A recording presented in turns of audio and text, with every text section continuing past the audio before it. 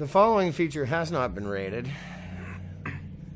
at all because we didn't have the money to send it to the MPAA. Right? That's correct. My name is Matt Croyle. And I'm Matt King. And this is Potential Inertia, which is a film that we made. We started shooting back in 2012, in the summer of 2012. And you came down from Erie. Yep. A multitude of times just to get it done. Yeah, that says a lot though about like you guys sticking with this, because it took us 2.5 years to make the film. Took us 2.5 years to make the film. We went through numerous actresses on it too. Yes, we did. My role, actually, I was the third person supposedly to play the role. 2 people, and then I stepped in to do it because I figured, fuck it, it needs to get done, so I did it. You did an excellent job. Watching it for the first time and seeing the chemistry we had and feeling that on set was actually nice. Being able to do that with someone that I knew, as opposed to having an actor come in and whatnot and not being able to rehearse with them or anything. So we open here with you. Well, your character, Declan, he's running across the train bridge here in Oil City. Now, this bridge actually was originally supposed to be a water tower in the script, if you remember. I do. But I didn't want to put actors on top of a 100 or 150-foot water tower because I figured there might be some problems with people falling off of one. So we opted for the bridge, and the bridge works. The bridge did work. I thought it worked well.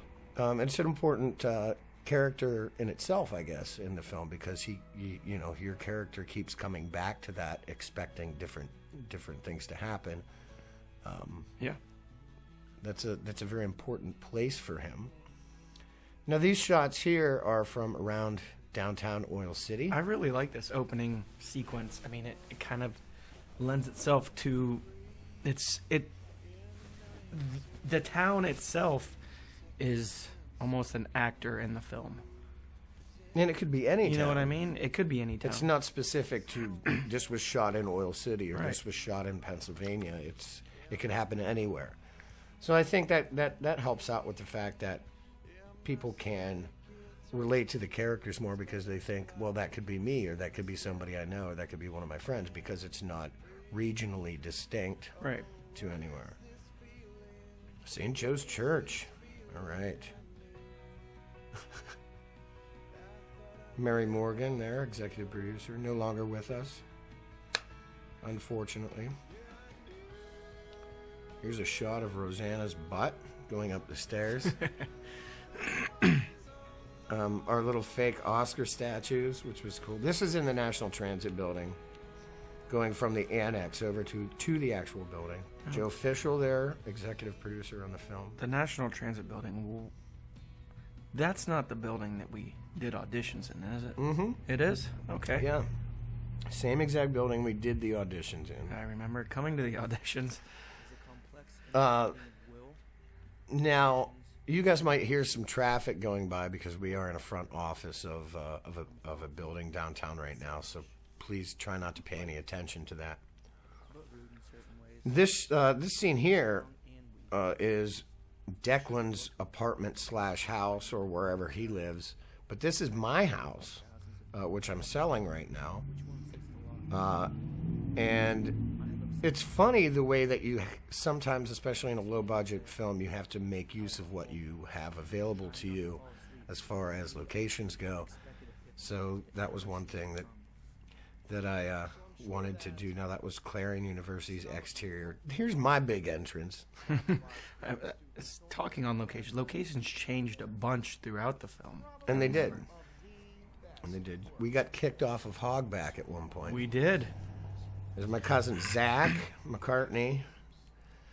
Funny thing about this takes place in a classroom at Clarion University in Clarion. Brent Register hooked us up with this location here, this classroom. And Zach McCartney, who I just pointed out, these are like classmates of his in a class, and he just had them stick around after class in order to be extras in the film because we didn't have any extras lined up specifically for that day. Now, if you look at the back in the windows of the cabinets, you can see Joe Fischel moving the camera right there. But if you're not looking for it, you don't really see it. I remember shooting this night. I remember it being so cold out this night. We had come up and we were at Clarion. Mm-hmm. And I specifically remember it being a really, really cold night. We came up this night. And you can actually see my hair is a little longer than normal. In the back, yeah. Look at the little mullet. There's Chelsea Kerbaugh behind you. And it's funny because we're talking, this is supposedly a film class, but we're obviously in a music classroom because you can see the music stabs on the back of on the chalkboard there.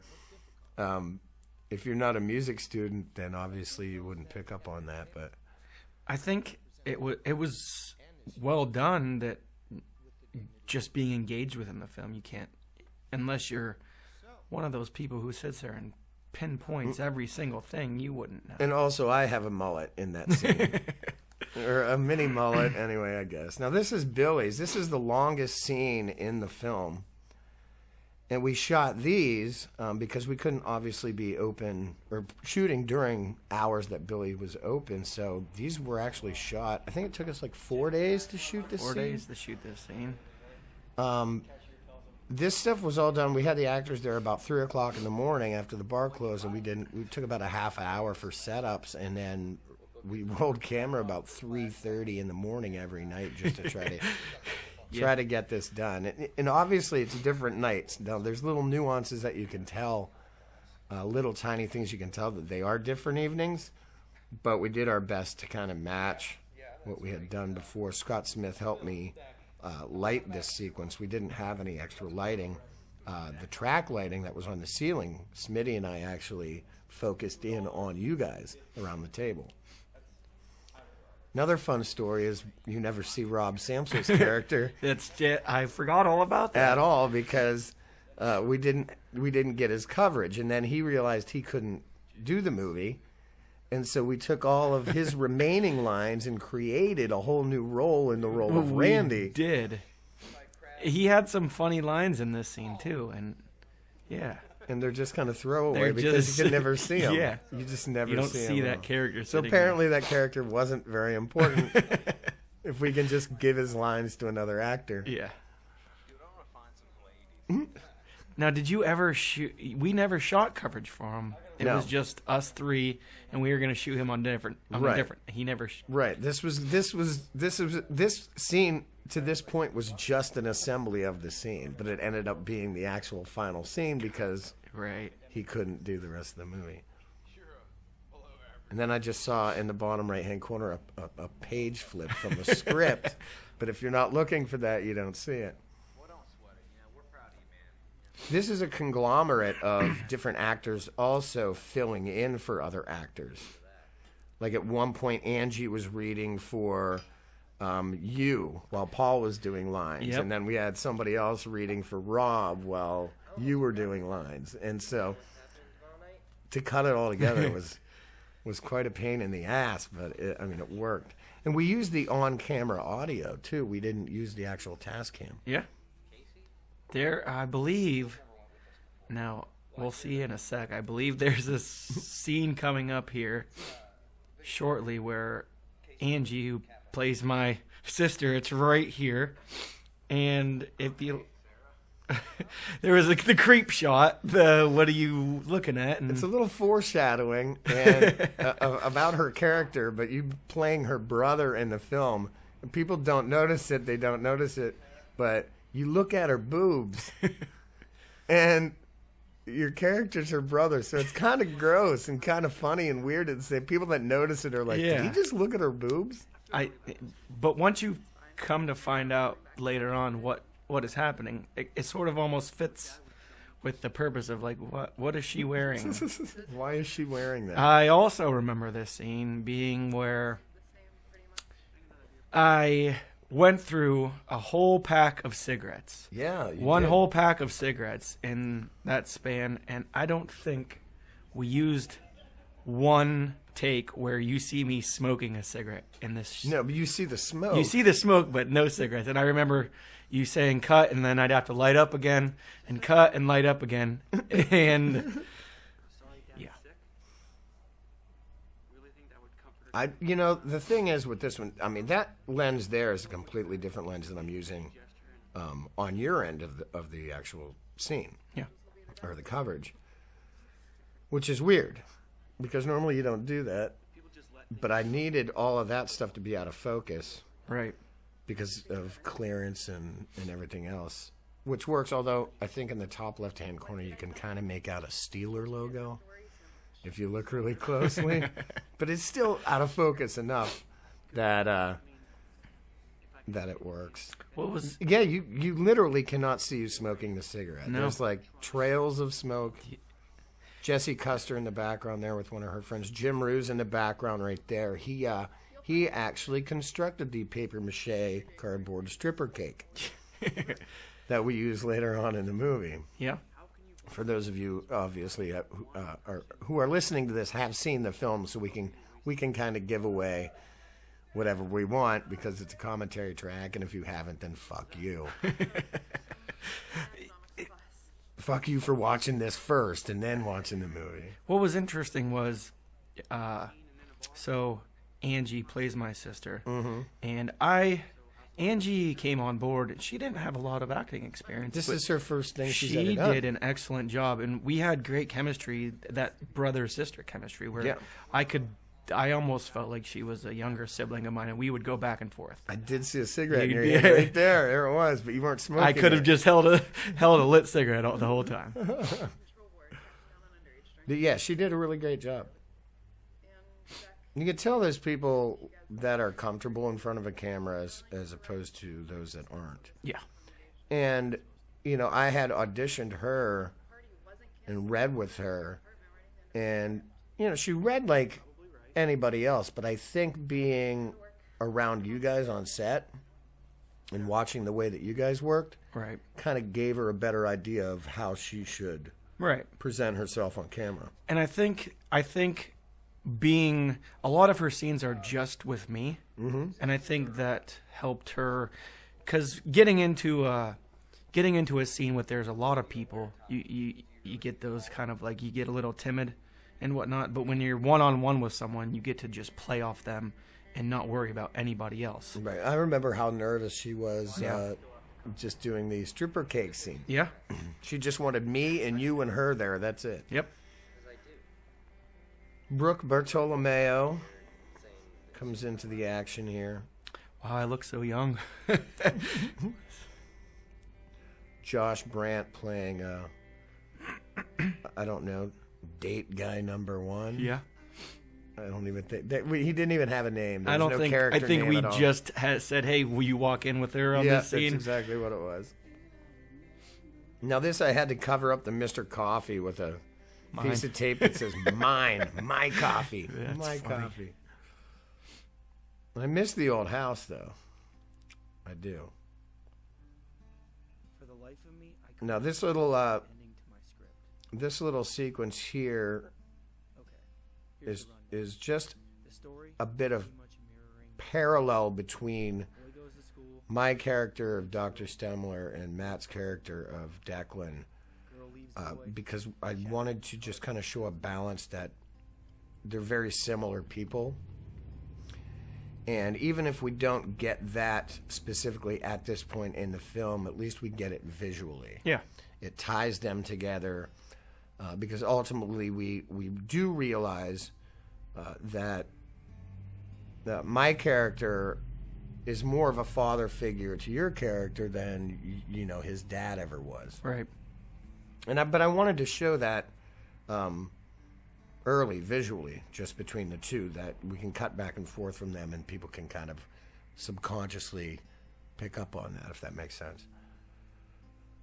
And if it doesn't make sense, then Fuck 'em. fuck it. That's what I was going for. If it doesn't work, then it doesn't work. I remember the script sort of said writing on a computer, but I remember just a lot of this was we just ran off the script and did some things where we just like, let's try this, which Right. worked out fun. Oh, there's your Colin Farrell takes his shirt off moment. This is out on Gilmore Drive in Seneca. Now, this was the first day of shooting, if I'm not. This was the first day we were on set. Yeah. Wow. You and Brooke and Paul. Yep. Nina was there to do some makeup work. Now, the post-production house that helped me do the coloring on it, even though it is in black and white, this is when I really didn't know what I was doing with the DSLR. And so it was actually set on like auto exposure. And so there's little moments where you can tell like the shot will get brighter. From a dark to light from space. a darker to a lighter tone. And they did the best they could to actually pull those switches out of there. Yeah, this was day one. Wow. It was really, really nice, though we did a screening down in McKees Rocks. And Brooke came down for that. So she got to see it? Yeah, she got to see it. She'd never, she'd seen it, but she'd never see it in a theater. Right. So she thought that was really cool. That whole experience of actually sitting back in a theater and looking up and watching the movie. And I can't really hear you. I can't hear what you guys are talking about. But although I do know that Gavin Slate, the opening credit song, "Falling," Brent Register, who did an amazing job scoring the film, that orchestrated version that he came up with of Gavin Slate's "Falling" is playing right now in the background of this scene. Now Brent has a cameo in this. He does. Brent plays the university president. So during the... Now he had a blast playing his role. Who, Wes? Yeah. Oh, yeah. Just getting to be that guy No. the one-liner zingers. Oh, yeah. That go through. Paul is not actually looking into a mirror, ladies and gentlemen. That's called acting. He's pretending. This was a house that Chris Johnson had, an empty house. This was an empty house. Up on 5th. Yeah. That we wanted to make it look like, some student apartment somewhere, and students really don't have a lot. So I have a tendency anyway I like to shoot a lot of close-ups for dialogue because I think it lends more weight to what's actually being said. It does. Especially this film. Especially with it being black and white too, because you not only are you pulling the subconscious pool of color away, you're actually tight on the characters, so you're really forced to listen to what they're actually saying. That transition I thought was really cool. That was a cool transition. And obviously, these are very poor college kids because there's nothing. There is nothing. Nothing on any of the shelves in the background. I remember coming in that day and you said, "We're shooting in here," and I walked in. You're like, there "There's was nothing in here." Nothing at all in here. Well, hey, they're poor college kids. They can't afford to have it. Maybe you throw a Pop-Tart wrapper over there on the shelf or something. I don't know. Only Steadicam shot in the film right here. And there's Jim Roo's stripper cake. This is the back deck of my house.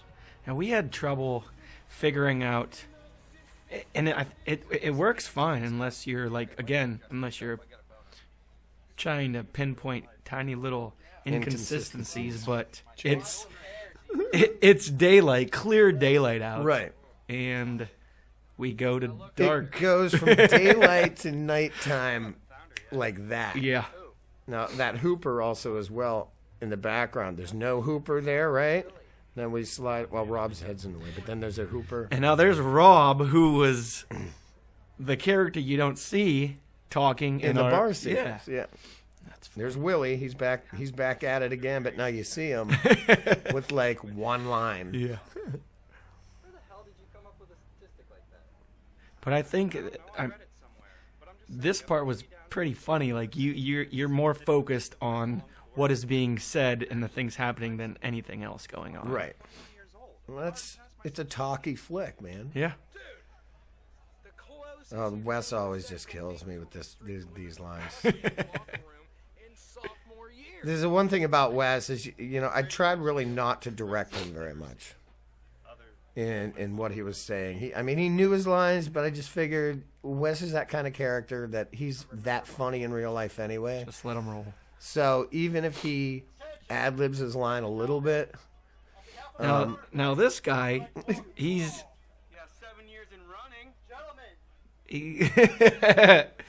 He's like a 40-year-old college student. Yeah, that's Bill. He actually writes for the Titusville Herald now. Nice. He did a nice write-up review of the film festival recently, which is really cool. Bill Keel. All right.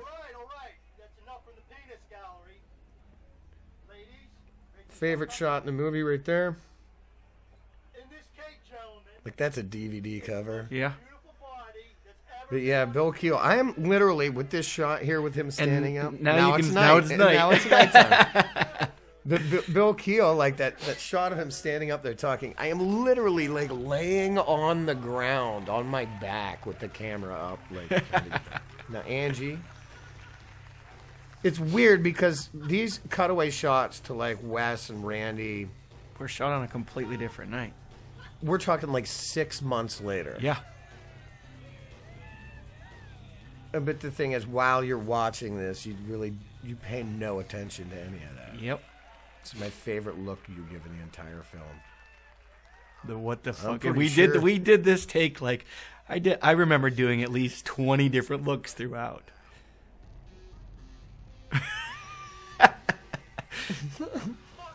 That's She just She dropped. just went right back in. Like, where else can she go to hide? Just down in the cake. and what's It's amazing to me what you can do with sound too, because it sounds like there's just more than us there, and yeah. there's not. There's not at all. And I kind of took my cue with that from when we did the scene down here at Justice Park, the graduation sequence. Yeah. Because I realized that it wasn't about how many people were there, it was about the characters. Right. And we didn't need these big, huge, sweeping shots of, hundreds of people. It didn't need to be there. As long as it gave the impression, or at least the sound or ambiance gave the impression that that's how many people were there, in an audience member's mind, they're just automatically going to assume that that's what's happening. Yeah. Oh, my poor hair. At least I had it then. This was shot in Randy's kitchen. Steve Gallagher came up and directed us in this scene. Yeah. And we did a couple takes of this, and there was a running joke, I believe. Do you remember what it is? What was the running joke? I believe the running joke on this one was fucking. There was fucking. Oh, what is the character's name? that Mike you- Lauer? Fucking Mike fucking Lauer. Mike fucking Lauer. Mike Lauer. Mike fucking Lauer. Now, Mike Lauer's name comes up a few times here in the film, It does. and we never get to see who Mike Lauer we is. don't, we Nobody don't. knows. Maybe we should just do like a short film about Mike Lauer. That he's always complaining about, like Declan and Yeah. the professor. Mike Lauer. We do hear his name. Quite a bit. Boy, look at that mini mullet I got going on. That's insane. I like it. I think it fits your character well. I mean, It's starting to come back. I gotta get a haircut or something.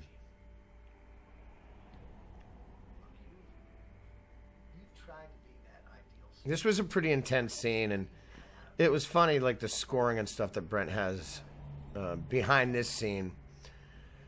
There's just some randomly off sounding notes, and it's supposed to. I think he wanted it to be that way because he watched the scene and something about the scene seemed off to him. The relationship of theirs is off a little bit, so there's some kind of discord going on, within the scoring that I think matches the scene. Really, this piece of music does not match The rest of the film. the rest of the scoring in the film at all,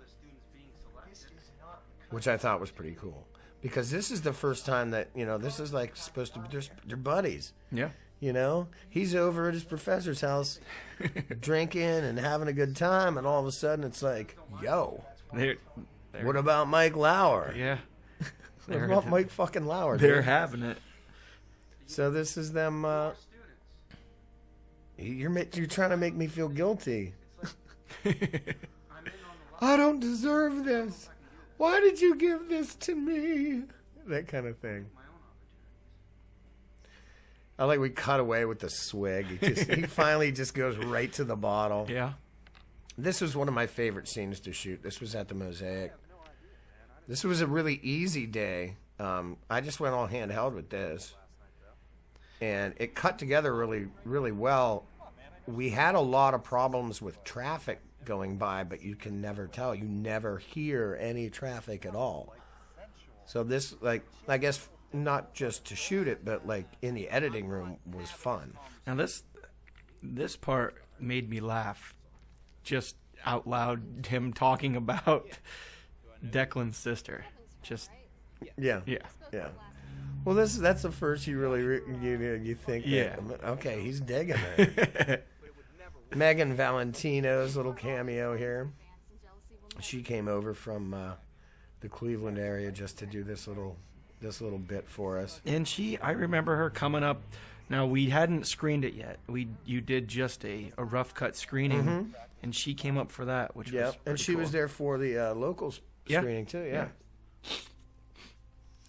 Oh, this is the day we smoked my house out. Yeah, I remember this day. Mama C was in the living room on oxygen going like, what are you guys doing? Oh my God. Can you believe that, Mama C? We opened up all the windows and yeah. Now this was one of the first days This of was shooting day 2, Yeah. I believe. I remember filming this. I think this was the second day we were on set. John Martinek was there to help slate. Again, auto exposure. That in post they tried to fix it as well as possible, but boy, I do love close-ups, don't I? They fit so well though. Watching it, you don't get tired of them. Some films you can watch and you're just like, Jesus Christ, how many times are they gonna go close up? But watching this, you don't get tired of the close-ups. It adds to the story. At least in my perspective. Hey. Well, you know your movies. You like flicks. I do. So as a fan, you're like, all right, it works. Yeah. We'll be together. Monotonous day job for you would never happen. I thought Brooke really just nailed her part. She did a great job. Oh, she's getting darker.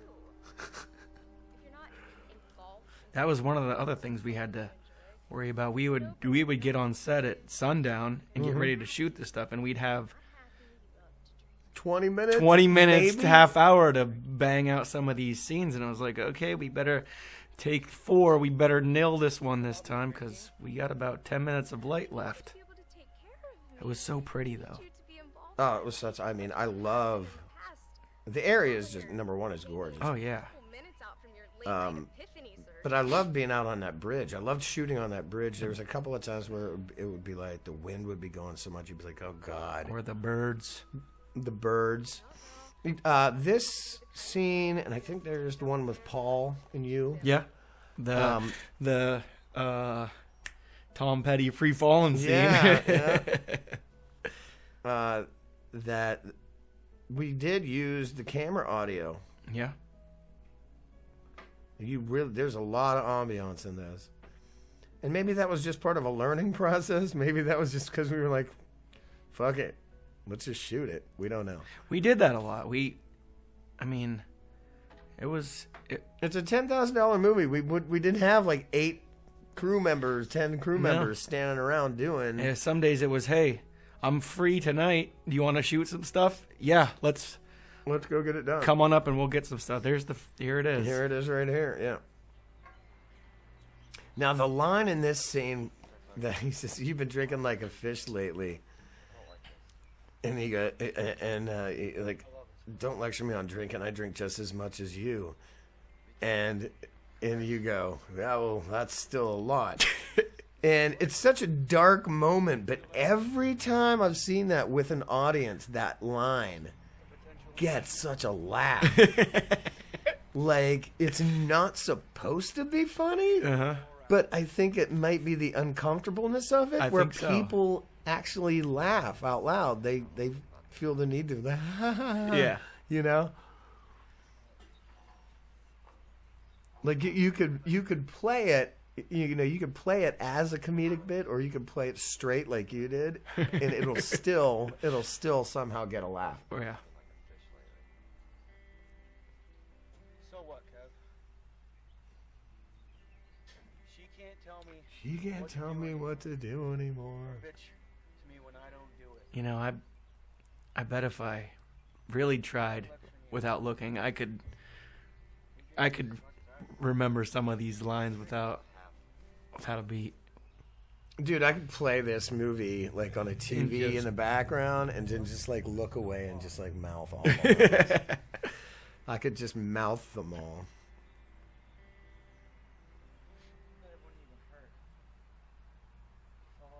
It's so weird, man. It is. It's weird thinking about this thing just kind of lives on the internet now too. Yeah. And we're going to do a DVD. That's what this is for. Yeah. We're doing a DVD for it. I'm sure all these cars driving by, people are like, where are they? They have like a Grand Prix Formula One race going on outside. Can you push pause for a second? I have to piss my pants, or do you just want to keep it rolling and I'll come back? You go ahead and go to the bathroom. All right. I'll be right back. I'll talk through it. Okay. So Matt's gonna run off to use the facilities. Hey, I might take you up on the same offer here in a few. Yeah, this scene. There's something about the bridge that we shot on. It's one of a kind. It kind of Y's off. The tracks actually Y off. It goes from one set of tracks, and it goes to two different. Goes off into two different ways, and it's kind of representative of an option for the main character. You know, he can either go one way or another way, and I think that kind of plays a little bit of a role in his decision-making process. Not necessarily that, but it represents it rather well. Now, this is Randy's house on 3rd Street. Driving scenes are always fun to do because especially when you're trying to light somebody, but we didn't really even try to light Matt on that. We just we cranked it up, cranked the camera up, and hoped for the best.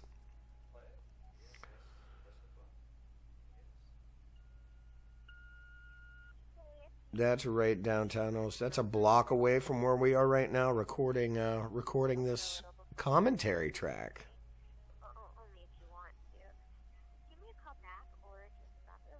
Now that sequence here, this moment here actually gives away the entire ending of the film without giving away the entire ending of the film. Now, if you're paying attention to whose voice that was and what they were saying, then it ultimately just gives the entire film away. But if you're not paying attention to it, if it just kind of runs through your head, you're not really thinking about it, then you just kind of slide past it. I just came back and walked in on this scene, and this was one of my favorite scenes to shoot, just for the fact that we rolled up with a camera and 2 actors and a director and Walked into a hospital. hospital and just started shooting. We sat down, grabbed some magazines, pretended like we were just kind of sitting there, And you guys just kind of ran through your lines like 2 or 3 times, and I looked at both of you and I said, "Are you guys ready to go?" And I positioned them in the spots that they're in, and I looked around and said, I could probably shoot it here, shoot from here, shoot from here. We ran through it 5 times from 5 different angles and got up and walked out. And the funny thing was, we start to get loud on each other here, and there were some people walking through that were looking at us like, what's happening Like, here? are these people arguing with each other? What is going on? This great opportunity that you had and you threw it away for what? What, Declan? The look of disgust. But, it was fun because nobody thought anything of it. No. Because the camera obviously wasn't... Somebody might have been thinking I was just taking a picture, or... Right, it wasn't prominent out in the open. Right, we didn't have this big, huge rig or anything. Yeah. It was just the camera in itself. Mike Shaheen. Awesome Pittsburgh actor. And there's my mom. This was a fun scene to shoot. This was an emotional scene. This scene was, for me anyway, the easiest day I had on set. With you two, because it took us maybe 2 hours to shoot the entire scene. Yeah. And it's like a 5-minute scene, and it's like over 5 minutes, and it only took us 2 hours to shoot it because we had a few smaller setups, and only I think maybe like 2 or 3 full setups. I remember at one point I'd lay in bed with Mike to get like the shot of you looking down at him. Yeah. But yeah, this was by far probably the easiest day I had on set because I just let you guys do your thing.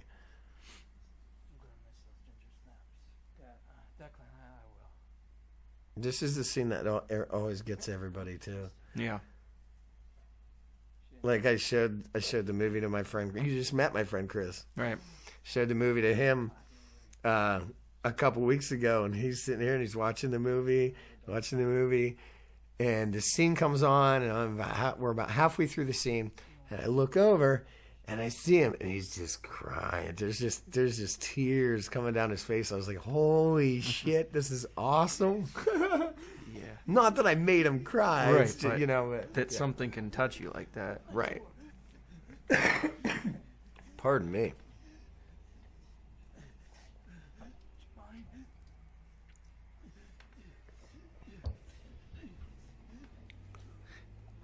This scene was also one of the, like you just said, it was also one of the easiest parts to play. Although it's really emotional, seeing someone in bed with this and going in there with the feeling that you despise this person, but they're your father. Mm-hmm. It was just a interesting dynamic to play, but it just rolled off so easily. Yeah, you guys were really in that moment.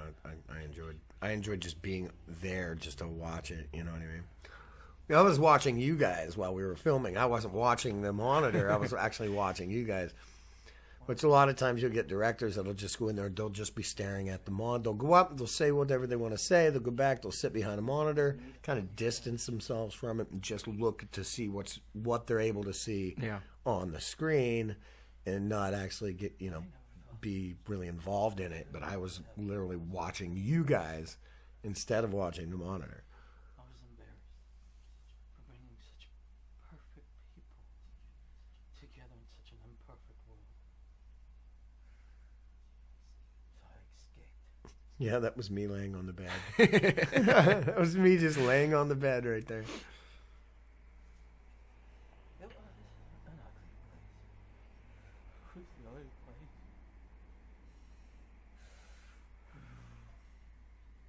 I do better than my own I remember being on set, and Mike starts crying, and I'm in the back of my head. I'm like, "Oh my God, real tears! The real tears are coming right now. This is great. This is gold."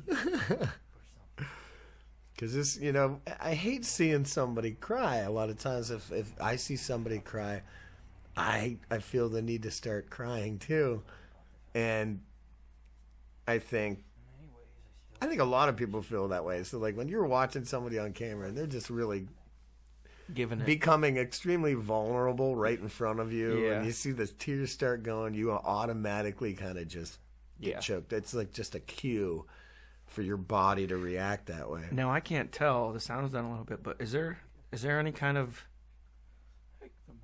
score here? No, this scene, I didn't want to score it. I wanted it just to be about the dialogue. So if there was scoring to it, that would even make people bawl worse. But I wanted it to be about what you guys were talking about. I didn't want any kind of distraction from the dialogue because it's a really, really important moment. Right.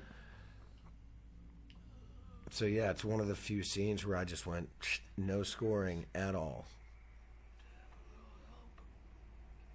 And we cut to the graduation sequence, and then the scoring comes back in. The graduation secrets. This was an interesting day. This was the worst day ever. It kind of was. It was.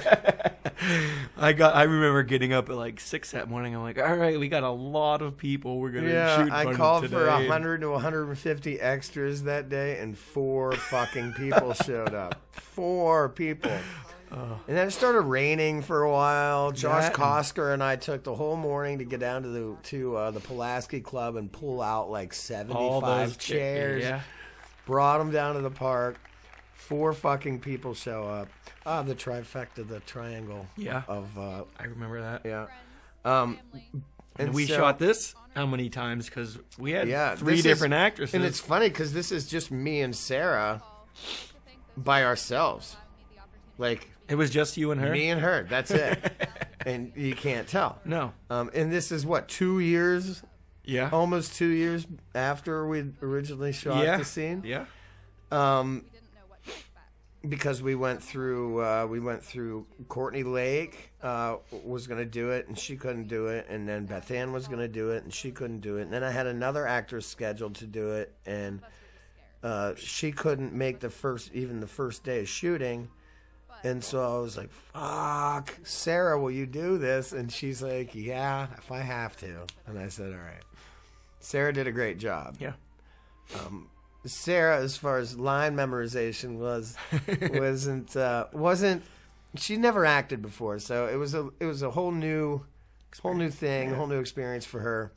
But we made it through it. I did cut a lot of her performance in post, as far as like cutting together her dialogue and stuff like that. So. But she did a good job. She did a really good job. I remember you and I went up to, this is at Clarion as well. Yeah, this is You and I went up and shot this one day, and then we went and had a couple beers afterwards at some random bar downtown. Yeah, where'd we go? I don't know. It was a little sports bar, and you and I went in and had a couple beers. And Did we then go to went the Loomis? I'd have to be there to see it. I just want to be so pissed off. Look, you're smoking again. I But know. you can't see the cigarette. I had to teach myself how to smoke My again. I God, hadn't- this is really where you can tell my hair is thinning out. And my badly, badly cut mullet in the back of my head. Like, you can tell I cut my own hair there because I missed a spot. Or like 8 of them. This is the day that because we're right under the bell. It's a bell tower. That the bell kept going off and interrupting. Yeah. I don't know if I have those outtakes or not. I think I do on YouTube. I think there's one that's on YouTube. For those of you who can't see the book that I had in my hand, it's Catcher in the Rye. I even gave it to the person that you thought Now, fit. correct me if I'm wrong. I'm sure we'll see here in a second. I can't take And I don't know if it's in here. There was a scene in here where we shot where one of the producers, Joel Fishel, does he walk by in one of these scenes? He just walked Just by walked by, right okay. at the introduction part of the Gotcha. scene. Okay. Because him and Megan were there both Yes. that day. And it was right as we come to that scene, and it's a really quick way. You're sitting on the stairs, and then we cut away, and then I come out and pass him, and then we come to this. But Gotcha. yeah, Joel was up there that day. Joe, yes. move to where we could get noticed. And there's that rolling cigarette smoke. Point is, It is always fun to watch it on a big screen. The first time I saw it on a big screen was at Boonies, at the Boonies International Film Festival. Yeah. Which was, and that was a huge theater. Oh, well, yes, it is. And it was like, whoa, this thing's on like a huge ass. There's like a 20-foot me up there. Yeah. Because the first time, I mean, we screened it a couple times, rough cuts and just a TV, but the first time I saw it on a screen was at Billy's. Yeah. On their pull down on screen. just We a big screen. we packed the house pretty good that night, though. The opening night, our local premiere for it was really, really, really cool. Yeah. That is selling yourself short like that. You have more talent than I did at your age. Why are you at me like this? The next scene Because we're friends. is the funeral scene I would expect you to be the one. that we lit With car with car headlights. Yeah. I mean, how else do you do that Without having a big production crew in there to... Right. So we literally lit this scene with car headlights. And you can't even really tell.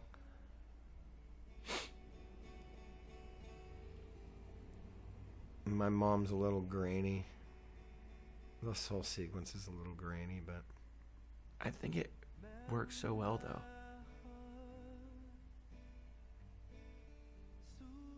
This is the first you really see Joe Fischel's character. Yeah. So, like, you have all these characters that you're accustomed to, that you know, and then it's like, who's that guy? Yeah. Who's that guy, and why is he here? I remember this night being extremely cold as well, too. Yeah, and this was like May or Was it May? April. Yeah. And it was like 19 degrees for some reason. And we had to keep the cars running with the heat on. Uh-huh. So in between takes, my mom, who was on oxygen, we had to like take her over, put her in the car to keep her warm. There is behind the scenes footage of that stuff. Wow. Just looking over, I can see stuff in the background that's no longer there. Yeah. That whole building right directly behind you is no longer there. She's my best friend. How do you go from spending the rest of your life with That's the someone post who office part of the fucking months? garage, which She probably doesn't even know. is finally just down. Remember the running joke where she follows me? What a creeper. And she is. She's a creeper. Honestly. Well, it's funny because, like, right at the end of the sequence, now there is such a lot of voyeurism going on in the film. Like, she literally follows you, She does. like, all over the place. Yeah. Like, that's weird. Like, that's really, really weird. So yeah, Olivia's a bit of a creeper. Either that, or she's just really in love. And creepers can be in love. She did a great job. Like, just the look on her face, though, for being someone who's never been in front of a camera before, yeah. Just how subtle. Everybody did a great job. She's like, oh, look that way, then look back. Now, this sequence here was put in to kind of juxtapose the ending of your character's relationship with the beginning of a new relationship. Yeah. So I think it gives more weight to the loss that you're feeling if you see something good beginning. Now, does he have his own band's T-shirt on? He does. The character of Randy is wearing a Constant Distraction T-shirt, which is a band that he's in real life.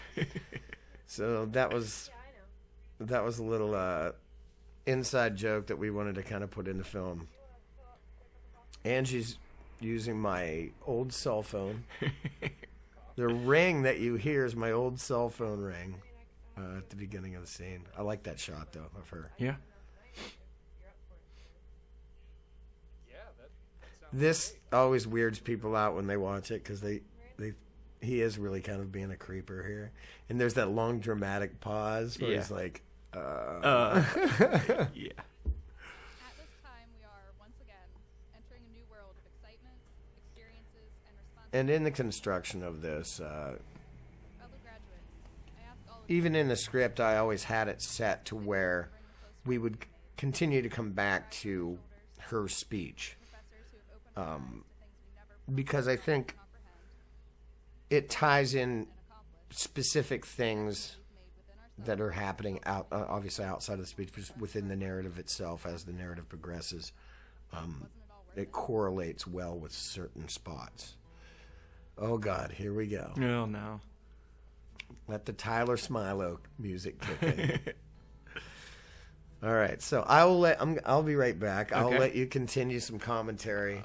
We're gonna let Matt King take over here for a few moments. I'll be back. Okay. Don't be shy. Oh, I won't. Talk straight through. This scene, wow. Just thinking back, this was also one of the days where I'd call up Matt and say, hey, let's shoot today. And he'd say, yes, let's shoot today. And I'd drive up and we'd shoot. And I remember a lot of these scenes took place in little small locations, but they were needed for the film. Just getting those pieces in there. This scene, this was an interesting scene. Needless to say, this was the fight scene. This was an interesting night. Just the whole feeling of the set. It was me, Paul, Matt, and I'm not sure if Brooke was there because she comes out. And it was mostly a scene where I'm kind of creeping again, going back to voyeurism. Just peeking in on things. And I believe that this took place, he puts different footage in there that was the actual first day of shooting when they kiss. That was the first day of shooting.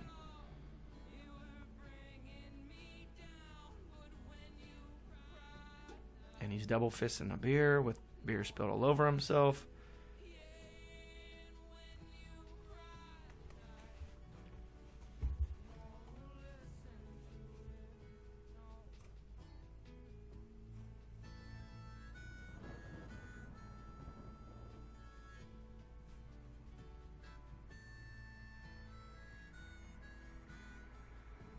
I remember doing this scene a couple times, and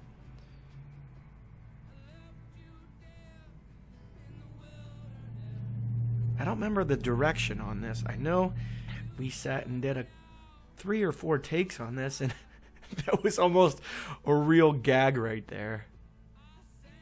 I think I swallowed it wrong, or maybe it was some stale beer I was drinking, but that was actually a real gag. Do you remember that? The scene, the fight scene. Now, them kissing, that was the first day of shooting, but this was shot on a different day. Right. And I was drinking, was double fisting beers, and I remember sitting down, and you put the take in where I sat down and took a drink, and I gagged, and I almost made myself puke. Yeah, and you spilled it all over yourself. Now this fight, the fight sequence here, this was actually shot on a different day. The first fight sequence, we got Maddie nice and tuned up at the bar. Well, yeah. And everybody was out on set waiting for us, and we were sitting at Billy's drinking. Having a couple shots. Because he kind of wanted to just be in that moment. And then by the time we got out there to shoot that, everything was fine, but like, what we shot just didn't work for some reason. I don't know if it was maybe because I had done a couple shots and I couldn't set it up the way that I wanted. It just didn't look right. And so we ended up going back and just shooting that, and it turned out absolutely fine. Now we do the circular storytelling. Once again, we're back to the beginning. Yeah. We now see how he's gotten to this point. This was one of my... Now, this has we shot this one day.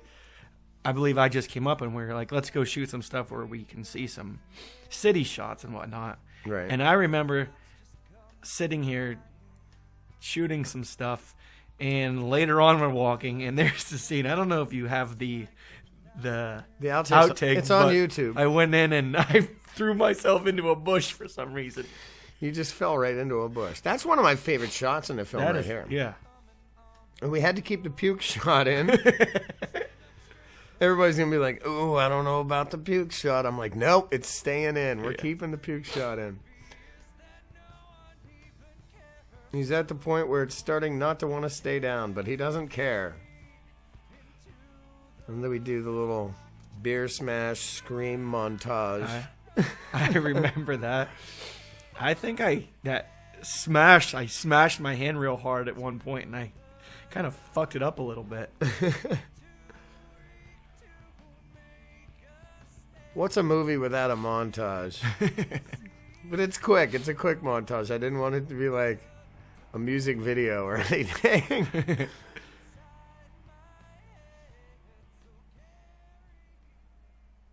This was a fun scene to shoot for me. Also having to deal with traffic because, you know, obviously we couldn't block traffic off. Right. And so it was a little bit difficult that way. I know that for some reason, this was the first day I had to reset some of the settings on the camera because it would start rolling and it would roll for 10 seconds and shut off. Huh. And I was like, what is going on? So I literally had to go into the camera settings and... That's a cool shot. And there's your only crane shot in the entire film. No, there's two. There's one from below the bed to above the bed. There's one, maybe it's not a crane shot. There's a shot, is it a dolly shot? Oh, no, there's outside of the... a crane shot outside the house, too. So there's three of them. Okay, there's three of them. Two minor ones, and then that big, huge, sweeping... Yeah. And we got to see Sarah Shago right there just run like a girl. And we had talked earlier before you went to the restroom about voyeurism, and I noticed another tag of voyeurism in there was when I was creeping in, watching. Well, yeah. It's all over the place. It really is all over the place. See, there's a crane shot there. Yeah. But you really can't tell that it is. It's not as epic as the slide in. The view on the bridge. Jump cut sequence, flashback jump cut sequence.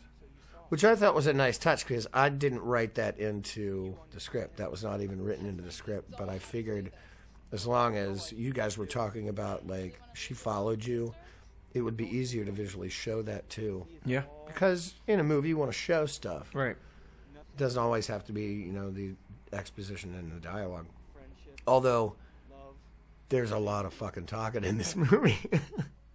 That's all this movie is a bunch of talking. Everything's a fraud. But I think it works. Obviously, then I'm a fraud. Another bridge shot. Well, he's finally back there again, Yeah. you know. I came up here. I can't imagine what this would have been like on a water tower. Not an actual water tower? Yeah. No, I wouldn't have. I mean, it was bad enough. I was worried about you throwing a leg up over the railing on this thing. Like, do not fall. Yeah. Please do not fall and kill yourself. But yeah, I mean, the bridge in itself is, it's where he's trying to find redemption because that's where Katie left him. Right. And it's this place for him, I think, that he needs to find redemption there to kind of maybe reclaim it for himself because it's almost where he lost himself. So in a way, he needs to find himself again in that exact spot. So in bringing his best friend out there and searching, you know, maybe his best friend can say something to make things better, to fix things, or somehow help him fix things. That doesn't work. Yeah. So now she's there with him, and she's finally the catalyst that is able to tell him what he needs to hear in order to be okay. This scene turned out really well. In that spot. I thought just that dynamic of her getting him off the ledge worked real well. Now, I remember we shot a scene with myself and Paul where we were in a field or overlooking something. That was up on Hogback. We cut it out, but where was that going to be put in? I know you left it in one of the trailers, and it was kind of funny because there's a point where I forget, one of us says, fuck it, let's get a beer. Right. And I think that was actually going to be, I think that was supposed to... Was that after he found out that... No, that was to reiterate the fact that you guys were so close. Yeah, you're right. Before the whole fight sequence came. Before Declan finds him with Katie. Yeah. Now, this was one of the last days of shooting. No.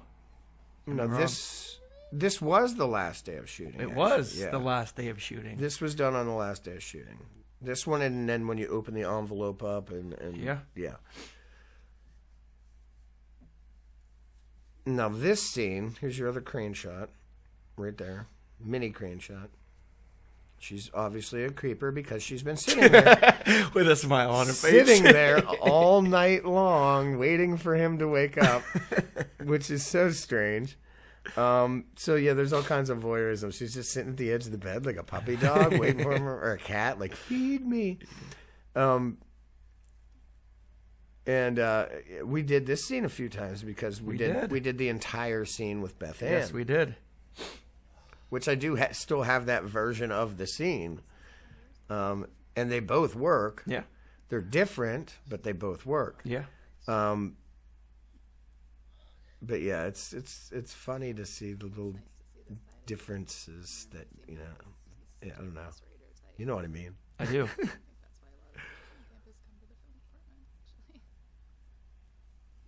Little do people know, all these little cutaways to you, Sarah's actually looking down to her right and reading her script so she knows what line to say next.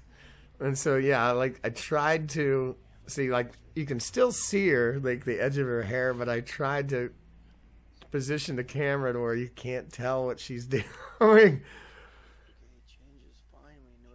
But the stuff like this is the stuff that's fun to cut, especially with the dialogue, because I have a distinct way, too, of maybe not doing a lot of master shots, and I will do a lot of the coverage shots like we're seeing now, and finding a way to get the dialogue to overlap without having to pull back to some kind of master or anything like that. And that's tricky, but I think it's a better exercise for me as an editor, especially a dialogue editor. So then if I'm, ever editing something that somebody else shot, right, these are little tricks that I can pull out of my bag that I can use that people might not necessarily think of to do. Now, some of this dialogue in here, did you use that for the auditions? Did I? I believe so. I believe there was talking about something. I want to say there was a little bit of this in the auditions that I remember. Okay. Yeah, I really don't remember what we used for auditions, honestly. I still have I saw the audition videos. Online, yeah. I do have the audition videos. I could go back and look. A drunk driver, a deer, a squirrel. That was another one of our squirrel funny jokes. Oh my goodness.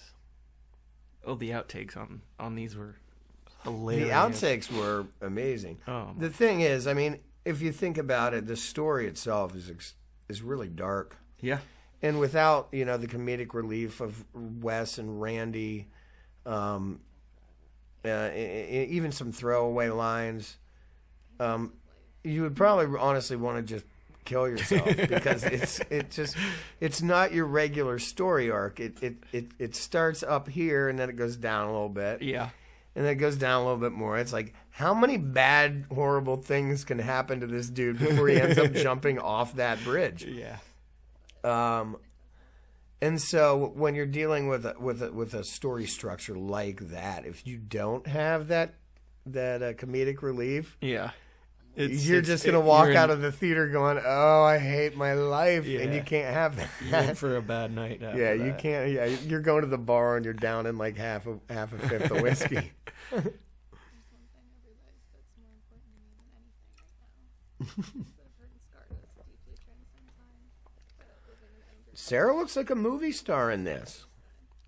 She did a real good job. She just took me out for my birthday. She took me for tacos. Being able to come in and just take over something that you're not used to and not even really prepared for, just Right, and she Getting- was nervous. yeah, she did a great job, as did everybody. I was really proud of this once we got it done. Last day of shooting right here. Yep. Loudest sound effect. Bam! It's like the loudest sound effect in the whole That's freaking funny. movie. You would think the punch or something. Look, they come out of nowhere here. Right, they're just chilling in the house. Like, this is really creepy to me. You don't see them, and then all of a sudden, Boom. and all of a sudden, you see them. Here they come. It's like the people under the stairs. Or something. Like, Oh man. they just come out of nowhere. Like, Randy just happened to be leaning over there, like, having a drink of something. Having a glass of water. But what's really crazy, a little cool anecdote, is the fact that about midway through shooting this film, my 18 to 55 lens broke. So we ended up having to shoot the remainder of the film on a 55 to 200 zoom. So all of this stuff is shot on a 55 to 200. The little handhold. The little handhold.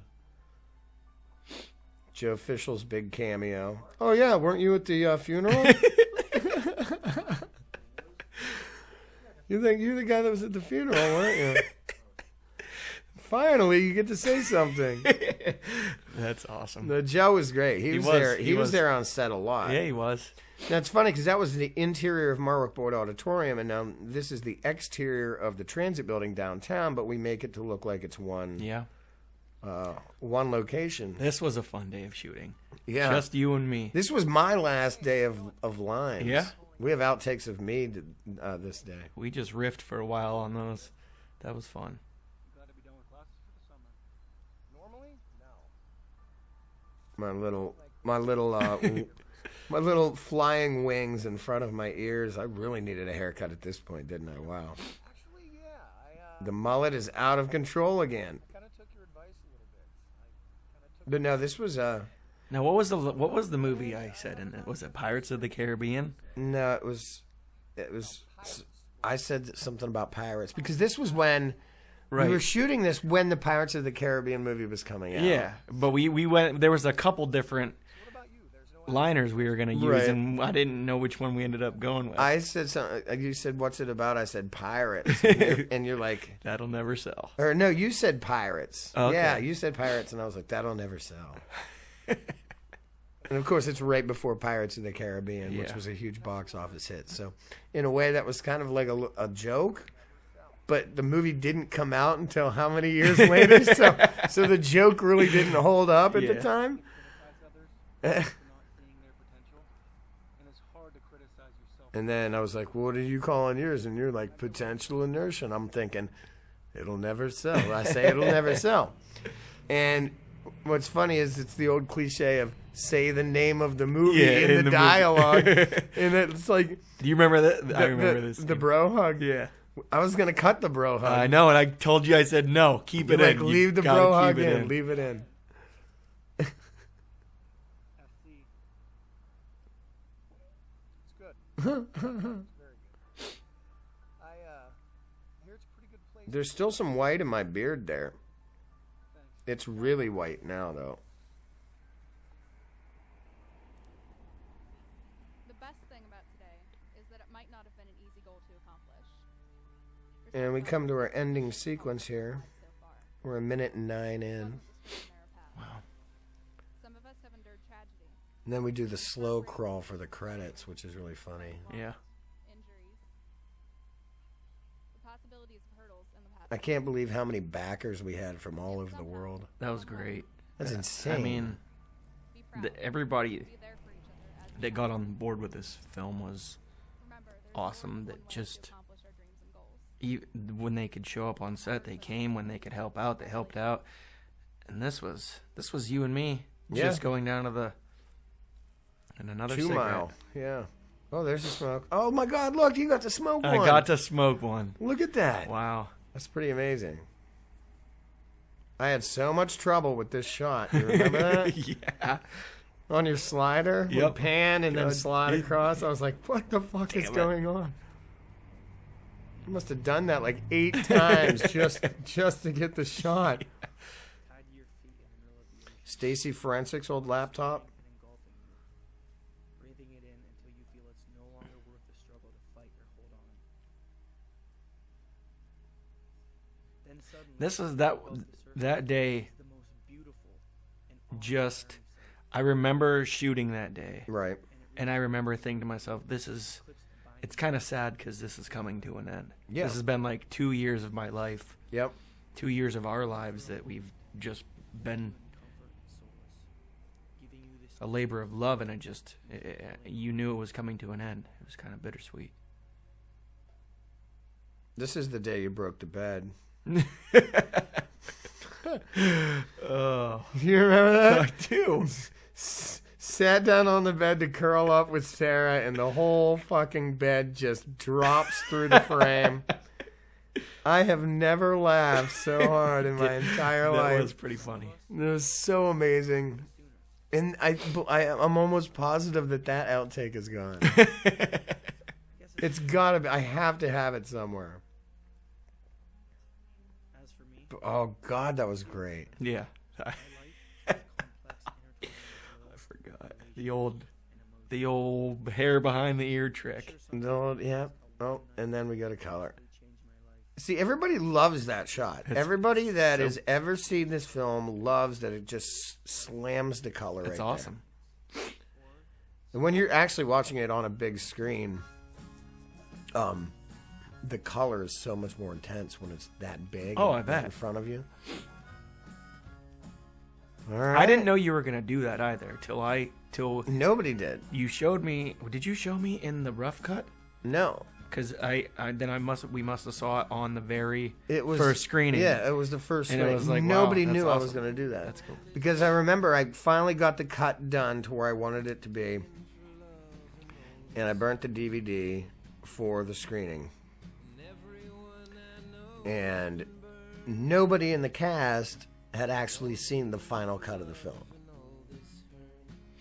Yeah. So nobody got to see it. No. I was the only one that saw what the final cut of the film was going to be. So like when you guys, everybody, we all showed up down at Billy's for that first screening, none of my actors knew what the film, ultimately was going to be, which was cool because it was like they were seeing it for the first time. Right.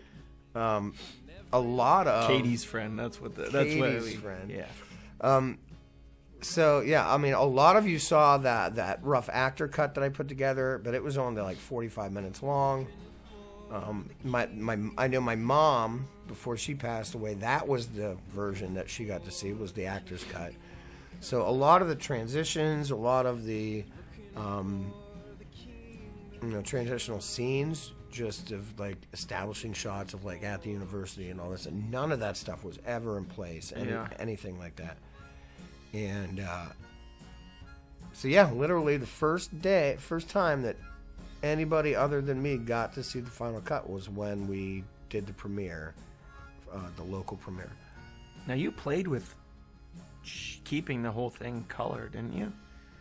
Was that originally Originally, I wanted it to be color, but then the more I thought about it, it makes sense narratively for it not to be, because the character of Declan himself doesn't really see things on any other spectrum except for one way or another way. Right. Well, I remember seeing... And he's very black and white, and in the way that he thinks. And the thing about that is you are watching this story, this narrative, through the way that he sees it. And so artistically, I'm thinking it's going to be better if the audience sees it the way that Declan would see it. And in the end, ultimately, through everything that he goes through meeting Olivia and talking with her, he ultimately learns that things aren't as black and white as they should be. And so that's why I wanted that last shot to just slam and be color and to just to show the fact that he doesn't see in black and white anymore. Right. That's really what's behind that. That was the decision in making that happen. Yeah. I remember shooting, and we'd go back and watch dailies and see him in color. And when we first started, you weren't exactly sure how you were going to do it, but then I remember going to, and you said, I'm definitely black and white. Black and white. And it works. And we get the slow crawl of all your associate producers from different corners of the world, like 12 or 13 different countries. Yeah. That's awesome. Which is insane. Now, I do know a lot of these people, but a lot of these people, I have no idea who they are. I've never met them. Never met them. Like, Joel Pamos. No idea. Mia Shagana. Who is she? She's an actor from Texas, I believe. She sounds familiar. Fraser Ruddock sounds like a boxer. Most definitely. Remo Vincennes sounds like some thug. Yeah. Sounds like a character from like The Sopranos. But yeah, I mean, this was 2.5 years of our life. Yeah. Rolled into 119 minutes. 119 minutes, man. It was cool to see everybody come together at that first screening we had over Billy's. Yeah. Just everything that we all put into this, and just to get everybody there to watch it was awesome. And then people stayed afterwards and asked questions, and they were really... The Q&A part was fun. Yeah. There's Joe Fischel's wife. But Tribune, it was nice having all the media coverage too. Trib Review did a big write-up on it. Ticefield Herald, Derek, Explore Venango, Explore Clarendon, everybody got really behind it as far as the media, local media. Well, Pittsburgh's regional, so that was really nice to have. I remember that big, huge write-up they did in the living section. We were on the front page of the living section in the Tribune Review. Nice. Slow crawl. So, we hope you guys enjoyed our bantering commentary. And for whatever it was worth. What do you think? Yeah. Hope you click on the commentary when you're watching it and listen to a lot of the stuff that happened while shooting. All right, bye, guys. See ya. That was fun. That was fun.